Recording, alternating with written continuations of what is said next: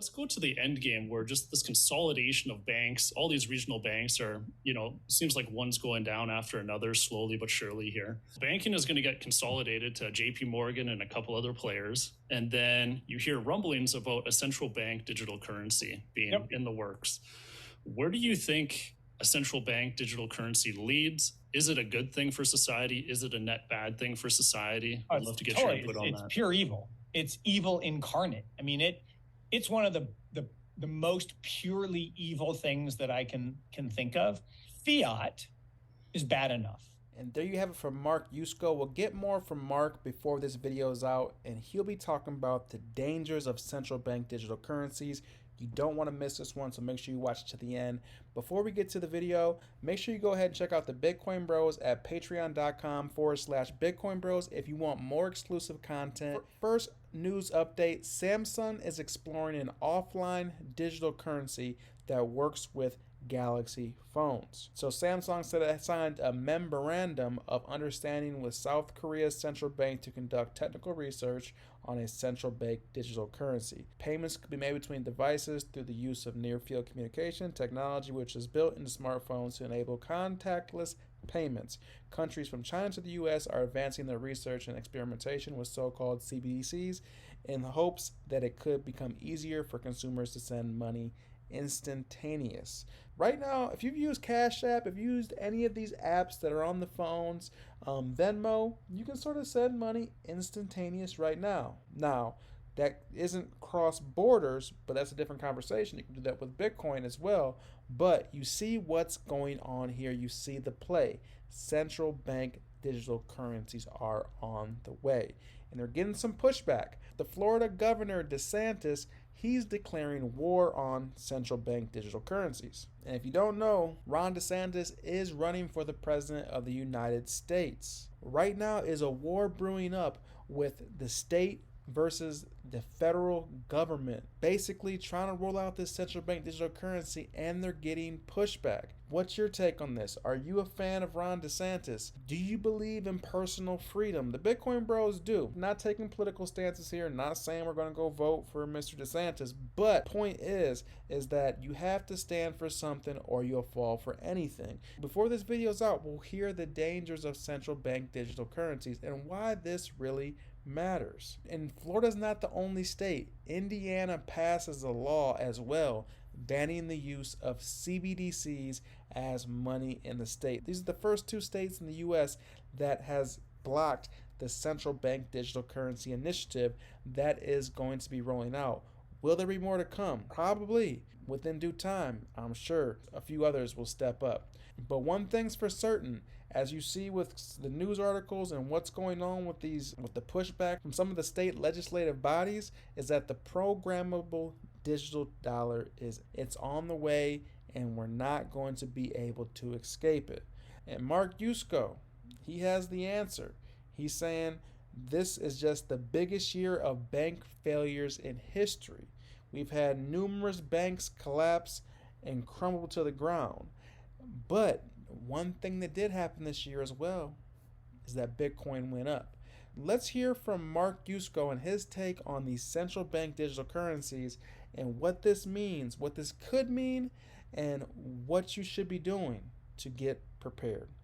Let's hear from Mark. A bit about the end game here. So, going back to central bankers here for one more minute, I just find it kind of hilarious that they're almost creating a bank run by raising Fed funds so high inadvertently, where customer deposits are leaving, depositing them with the Fed, and then they're having to put out these fires after the fact.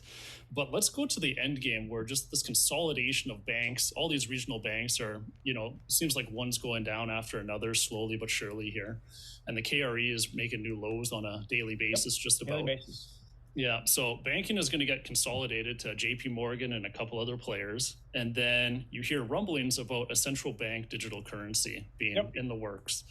Where do you think a central bank digital currency leads? Is it a good thing for society? Is it a net bad thing for society? I'd love to get your input on that. It's pure evil. It's evil incarnate. I mean, it's one of the most purely evil things that I can think of. And the reason I say that, and I'm really, convicted about it, is fiat is bad enough. right? Fiat is currency that can be corrupted by those in charge, right? It can be devalued. Our wealth can be stolen because inflation is theft, right? It's a theft of our wealth, and we earn our money, it's ours, and they steal it back from us through this thing that we have no control over. They get to set policies that dictate the inflation rate. So now I think we have this new system, Bitcoin et al., that allows us to free ourselves from that tyranny, or a portion of our wealth. We can protect a portion of our wealth.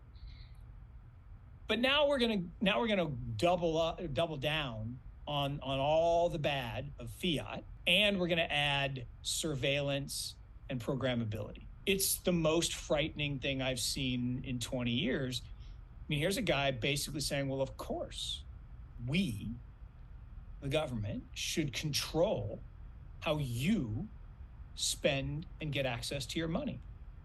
Of course, that should be the case. And the way he says it, as if it's okay that, I mean, think about just the natural extension of it. Not only is every transaction you make now surveilled, not only can they program which transactions you can and can't make, what if they decide that peanut butter shouldn't be consumed? Mm-hmm. Can't buy peanut butter. What if Walmart were to pay a little extra to say that your CBDC doesn't work at Target? Because that could never happen. Sure it could. I mean, absolutely could. I'm not saying it will, but it could. Or you get paid on Friday, have a couple cocktails, you drunk text about the president, and you wake up and your money's worth 70 cents on the dollar.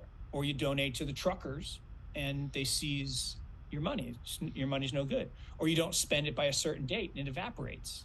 That's what they do in China right now. All of that programmability can't happen in a decentralized world. It can only happen in a centralized world. So central bank digital currency is all the worst things about centralization and fiat and control, coupled with all the speed and programmability of blockchains. And it's a dystopian nightmare. There you have it from Mark YUSKO and his take on central bank digital currencies, a dystopian nightmare.